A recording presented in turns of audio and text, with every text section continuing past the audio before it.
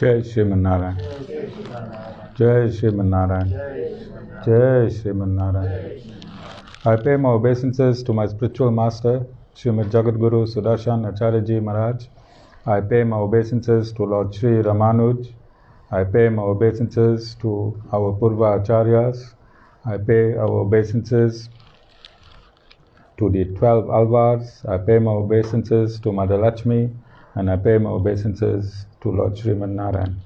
I welcome all of you here physically at the Sri Narayan Dham in Durban, South Africa.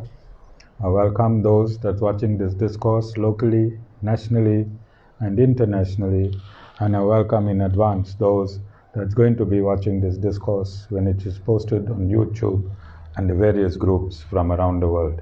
I want to welcome the regional leadership of the EFF. I want to thank Blessings to coordinate this meeting, and Blessing also played an integral part when there was a huge tension a few months ago in Phoenix when the EFF was marching against the killings and the Indian residents of the EFF.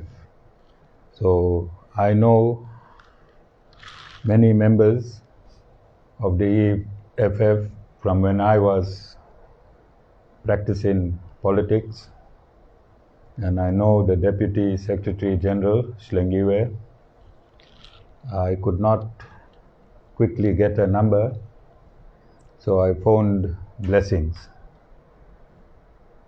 Blessings' grandfather and myself are very principled friends, and when I asked Blessings for Shlengiwe's number, I think I got it in under 2 minutes.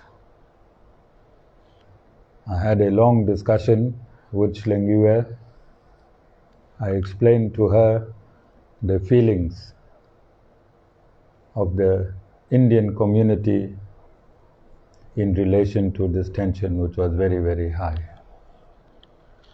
Next day, there was a solidarity march by the EFF, which was not incident-free, because when you have so many humans together, it is natural. It is natural, but from the videos I saw the cajoling more by the Indians than the EFF. From the videos I saw, okay? But there may be other videos where it could have been the other way around. All right? So when my devotees heard that the EFF was attending, they became absolutely fearful. And many have not come today. But I think the same goes to the EFF, because they're supposed to come with 10. 7 of them also must have become very fearful what these Indians going to do to them, and they have also not come today. So it is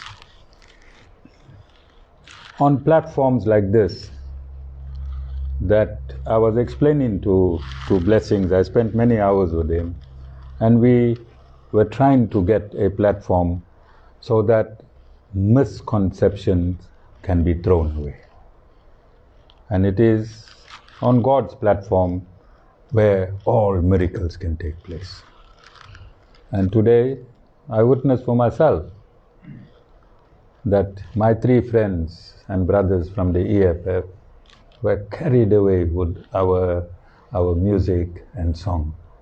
They had lost themselves, and I saw their body shaking because the mind was arrested and the soul was having an enjoyment. It was peaceful. And this is my mission, Blessing. My mission is called Oneness.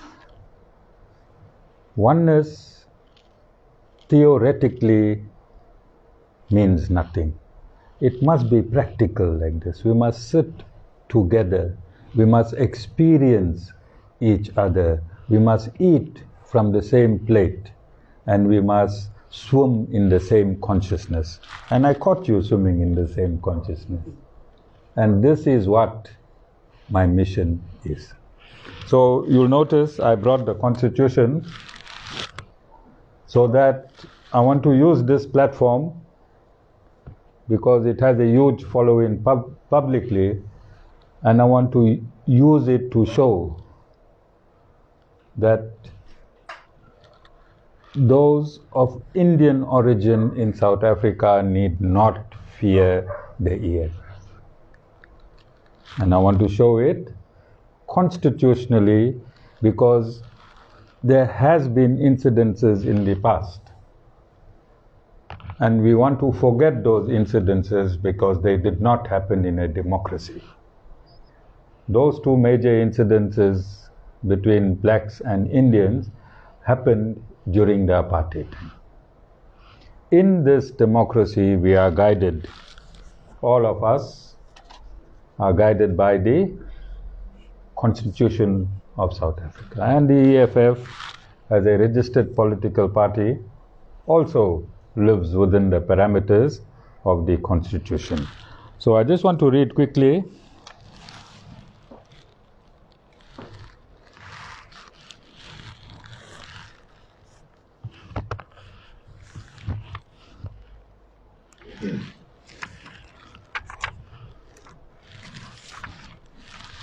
I want to read chapter 1, 1b of the Constitution. Chapter 1, 1. The Republic of South Africa is one, sovereign, democratic state founded on the following values. A is human dignity, the achievement of equality and the advancement of human rights and freedoms. And B, non-racialism and non-sexism.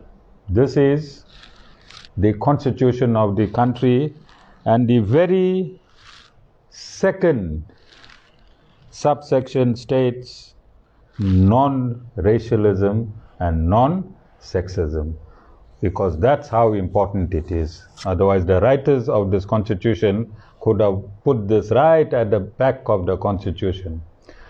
It is so important that it is in chapter 1, 1, subsection B, right at the top of the Constitution, non-racialism. Okay? So I want everyone to understand that. And then freedom in the Bill of Rights, chapter 2, 15. Freedom of religion, belief and opinion. 15.1. Everyone has the right to freedom of conscience, religion, thought, belief and opinion. So I want to read this again. 15.1. Everyone has the right of freedom of conscience, religion, thought, belief and opinion. So the EFF has a right, as per the Constitution, to a particular belief, provided it is not in contradiction with other parts of the Constitution. So yesterday I was informing my members that South Africa, in terms of political education, South African citizens are sitting at 0. There's only perception. Before perception, if there is education, then the perception will be dispelled. And today I want to use this opportunity to dispel certain perceptions. So I want to explain. If you look at the EFF in national parliament, you'll see they are the most rowdy parliamentarians. Yes or no? Yes. But if you are intelligent, you will also look at all the other parliaments in the world. Every parliament has a section of politicians, as per their constitution, they can express their right and their belief in a particular way. This is not only EFF in South Africa. India has it. In fact, India couldn't proceed with parliament in the current season because the opposition heckled them throughout parliament. So India couldn't have a parliamentary session this year, last month. So I'm making our Indians, blessings, in South Africa aware that they need to get educated politically, and when they are educated politically, they can hug every member of the EFF, including Julius Malema. He has a political ideology which the Constitution gives him a right. Gives him a right. And he is expressing that right. That right might not appease a certain section of the community. That right that he wants to express might not appease a certain section of the community, but he has that right as per the Constitution. Similarly, there are other politicians that expresses other rights which they have a right to do so as per the Constitution. Okay? So,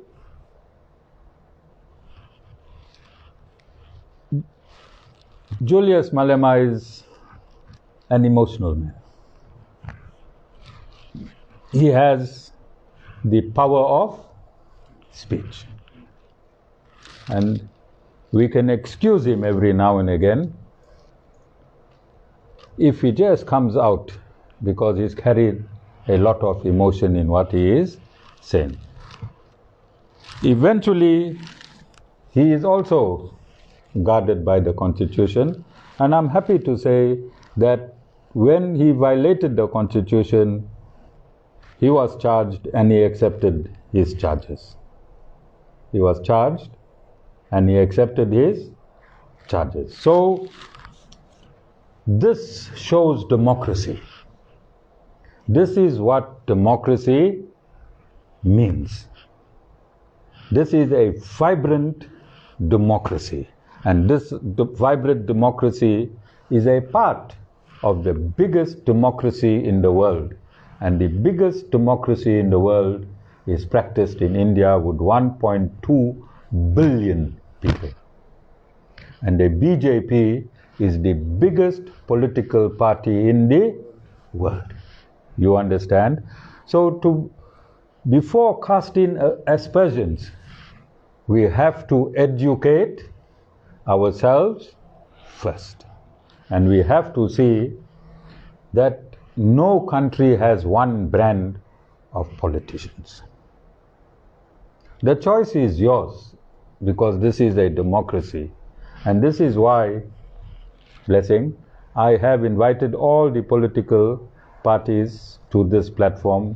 Almost all of them has come by, besides the ANC and the DA, because we are tired of both of them plain government and plain opposition. Plain government and plain opposition. Both of them are acting out. Good cop, bad cop. They are players. We don't want people playing with politics and playing with the lives of humans. We want genuine political parties to genuinely care of the needs of the people. So let's also be practical. If the EFF focuses on taking care of the majority of the black population in this country, is it a good thing or a bad thing? It's a good thing.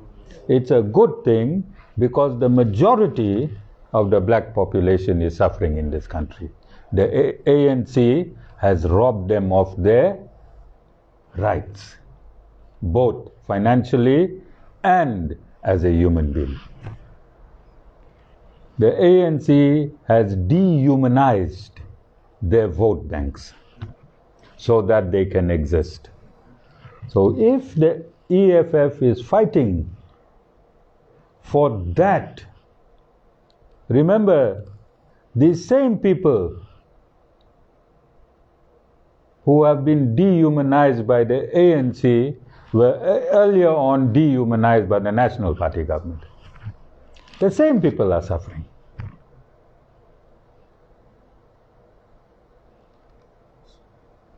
So we need to, if we support the EFF in supporting the upliftment of our black brothers and sisters, is there anything wrong there? Because many, blessing, is going to question how I brought the EFF to my platform today. But I risked bringing you on this platform because despite the theatrics of the EFF, there is substance. There is substance. Besides the theatrics, now people are focusing on the theatrics and they're not looking at the substance. So, as a politician myself, I decided to use this opportunity of oneness. This opportunity of oneness to make the Indian brothers and sisters, together with the colored brothers and sisters, they were here, and tomorrow the white brothers and sisters will be here, for them to understand that behind the theatrics of the EFF, there are human beings like you and I that are trying to push a certain agenda forward. And there is nothing wrong with it, provided that the agenda being pushed forward is not criminal and does not dehumanize and bring those majority to a lower level of living. Are you understanding, Jessica? Behind you is my political coordinator. All right, I removed her from politics and she was very upset. She cried over 2 weeks. Now she has realized that being in a sectarian political organization, and now that she's handling on behalf of this ashram political parties from all platforms, and she finds it very, very fulfilling. Every political party that came here, and we felt as fresh with you as we felt with others. This feeling inside here is of pure love. You understand? And this love you're going to take back to your region. And we're going to work this love in small parts. We may not vote for you, but we will stand with you and fight with you if your fight is of righteousness. And for that, I'm availing myself to you whenever you need me in this Itiquini region for any righteous battle. Contact me and I will walk down West Street with you. Okay? provided it is righteous. Because I am looking at you squarely in your eyes. I have no perception. You understand? And if different races invest their trust in each other, this country will be the best country in the world. I've been to India 4 times. I've been to Mauritius once. I could not stay in India more than 3 days. Mauritius, 7-star, I lived in a 7-star hotel. I went as a guru. They gave me a private lounge. They gave me a private lounge, and when I entered the restaurant, they will cook fresh for me, 2 waiters. I could not stand there for 3 days. I wanted and I yearned for my South Africa. I yearned for my South Africa. Both these countries, I couldn't see one black brother. And it became extremely boring. I could not see one colored brother. I could not see one white brother. A sea of Indians. You look right, Indian. Look left, Indian. Look top, Indian. Look down, Indian. I felt like a fish out of water. This is my country. I'm an African of Indian descent. My soul resonates with the conscience of South Africa. Or else I would not have come back to South Africa. All the gurus live in India. But I came back to my country of my birth. This is my country. I'm a citizen of this country. I love this country. I love the diversity. And I think if you go deep into prayer, each one of us, this is God's favorite country. Because in South Africa is every children of His colored children, His Japanese children, His Chinese children, His Muslim children, His Christian children. Also, all the black tribes are here in South Africa. Since democracy, whole of Africa has taken resident in South Africa. India is here. Which country is not here in this country? So, don't you think that God loves South Africa the best to put all His country citizens in one geographical location? But God is not going to come down blessing and make us love each other. Love is an individual possession that we have. It is up to us to sow love for each other. And I explained in yesterday's satsang or service that the reality is there'll never be racial tension in this country if we take 1/10 of the money in one fiscal year and build houses for all the shack dwellers. The problem is in the shack dwellers. We live nicely, they live with worms. We have beautiful perfumes that linger around. They have to put perfume which is costly to kill the stench around them. And this country has enough money to build a house of 500,000 rand because we only have 54 million people in South Africa. If you divide that by 4, we've done this yesterday, I want to do it again today, and divide 54 million by 4, we found out that 13 million times 500,000 is what one cabal in the ANC steals. The housing for the whole of South Africa, just one cabal of what the ANC steals. All right? And that is the truth. If you use logic, you use your calculator got many zeros, then you'll find that 500 billion, just now in COVID, with that money, every South African would have been a millionaire.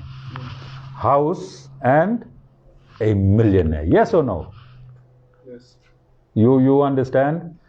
So these are the realities I want to hold hand with, and we need to go and fix up. It's not so hard in South Africa. They are, and I think, were you in ANC before? Fortunately not. Oh, okay. You?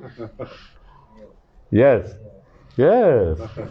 You brought these shack dwellers and told them, come here, live outside Umhlanga, live outside Reservoir Hills, live outside Avoca, come with 5,000 so that we can win this ward. But we brought humans from the rural area that were strong, that were healthy, and we are making them live in filth with worms, no toilets, just to get a vote. We won't see that councillor again. We'll see the next councillor with the same lie, and the next councillor with the same lie. Okay? So I asked this question, how does Cyril Ramaphosa sleep at night? Being a multi-billionaire himself, he can take his billions and provide housing for all these shack dwellers, just from his personal money. You understand? So going forward in this municipal elections, does not matter what our party's ideologies are, there need to come a point where if we all walk together, our aim should be to stop the misery of shack dwellers around South Africa. Because if we can do that, the crime rate will drop by 80%. The ANC government has biologically engineered criminals.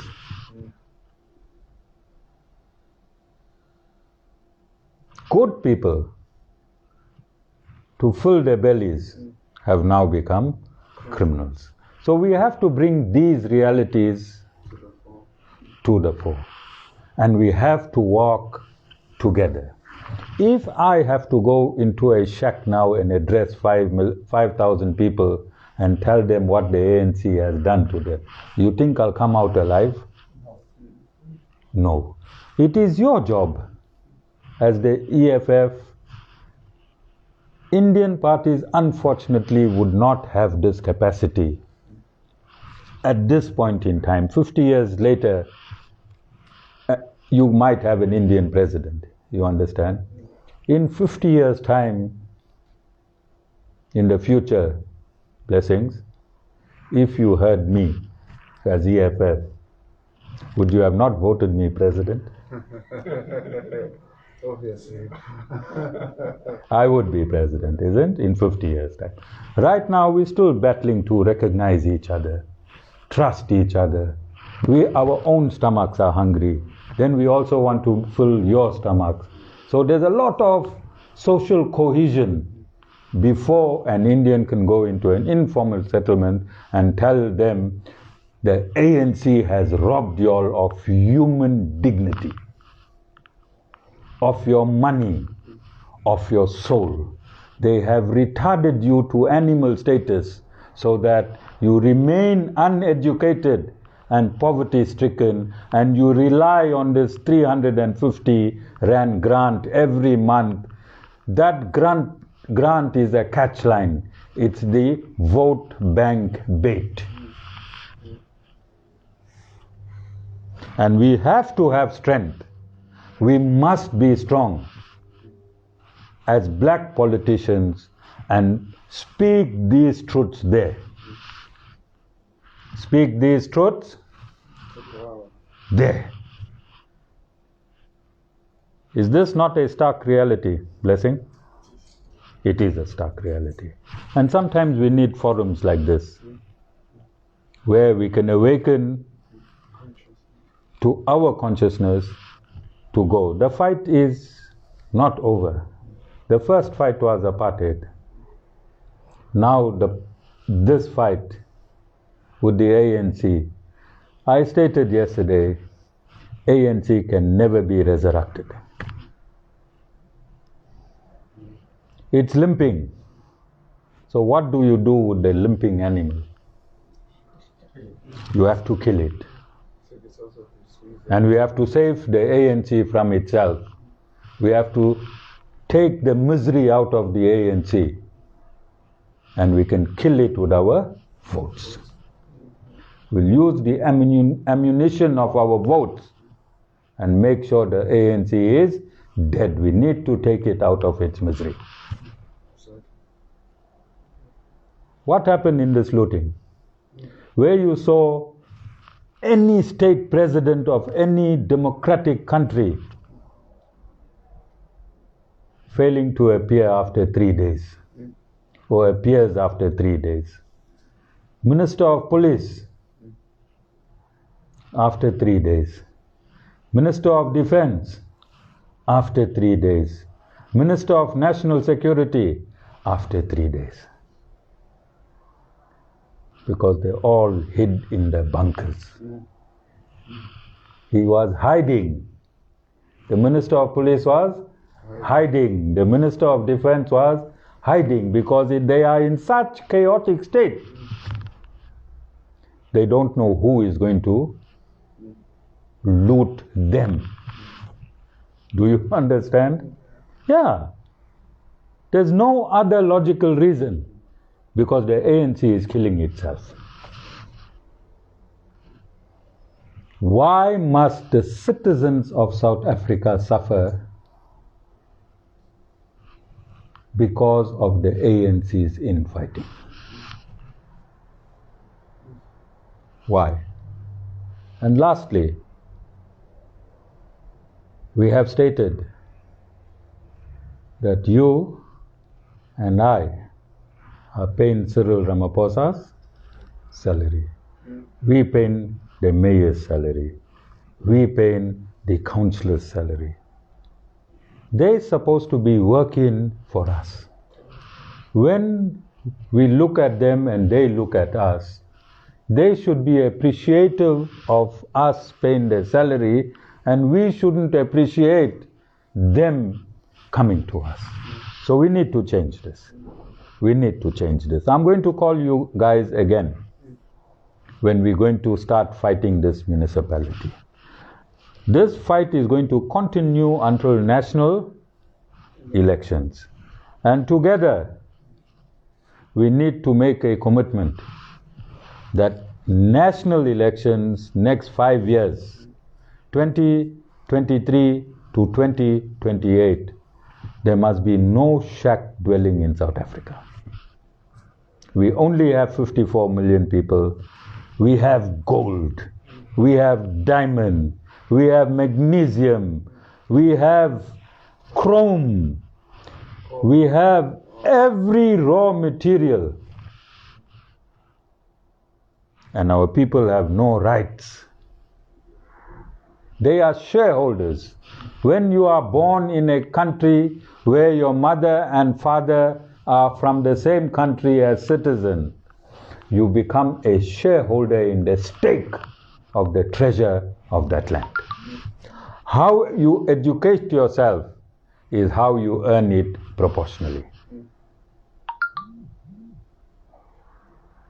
The government on our behalf is distributing the wealth and enriching its own pockets. Government simply supposed to be like bank managers. Money come in, money go out, they earn a salary and manage the money. If you withdraw 1 million rand from the bank, you ever saw a bank manager crying? If you put in 1 million rand in the bank, you ever saw a bank manager having a braai and rejoicing? It's not his money. Similarly, the state must be run like a bank manager. They need to manage the money of the citizens. That is their only duty, not to enrich themselves with the money of the citizens. So blessings. You are very young, 20, 25. I hope you become a counselor of the ward. I bless you to become a counselor of the ward. I know your granddad very, very well. I don't think you met two more principled old men in your life, your grandfather and myself. Okay? We put principle before family, principle before money, principle before everything. If it's not principled, we won't make it. We went into a business deal. The business deal failed, not because of me or your granddad, because of external factors, but we left with a handshake. We left with a handshake. And he complied with all his principles, I complied with all my principles, but the only thing we left with, our truck damaged his step, which we didn't, of his room, which we did not fix. Okay? So I just hope that the EFF, especially you, because you are in the region, you use this opportunity and strike up a relationship with the ashram through Jessica. And whenever you are having your stories there, if you invite us, we will be with you. And this will show the rest of South Africa and the rest of the Indian community that you have a right for your ideology and there is no racism between the EFF and the Indian community. We need to repair sometimes what comes out of the bag without intention. So sometimes you have to be practical and realistic and do some repairs. You have some Indians in your party? Yes. Yes, you have some Indians in your party. In fact, the former Secretary General, Godrich Kadi, Treasurer General, Magdalene Monsam. Yes. So they wouldn't, if you are practicing racism as it is perceived, then you won't have these people in these important places. They would have left. You would have killed them. All right? Like how some of my party members thought today. People came here very brave. I'm telling you. People that's here are brave. All right? But look at how we can joke this perception out of its fake reality. So I'm saying this, many people is going to be upset with me because these discourses are transcribed and it is put into various groups around, and I'm going to have some negative comments. But I don't want to be an armchair critic. I was brave enough to bring you here. And we want to fix this perception. Nobody wants to fix this perception. They just want to divide the EFF and the Indian community, the white community, the colored community. If that perception has any credence, then we want to break that today. And we want to say that we are all South Africans, and we are one. Okay? So I thank you all for attending. Blessing, you continue your discussions with our political coordinator, Jessica, and we wish you all the luck for the upcoming elections. And if you need me, I won't be giving political speeches, because if you need me in public, your job is to talk. My job is to support you by saying that I am standing with you. And I've offered this to all political parties equally, because this institution is apolitical. All right? But being apolitical, I have also donated myself to your cause. Thank you very much. Thank you. Thank you very much.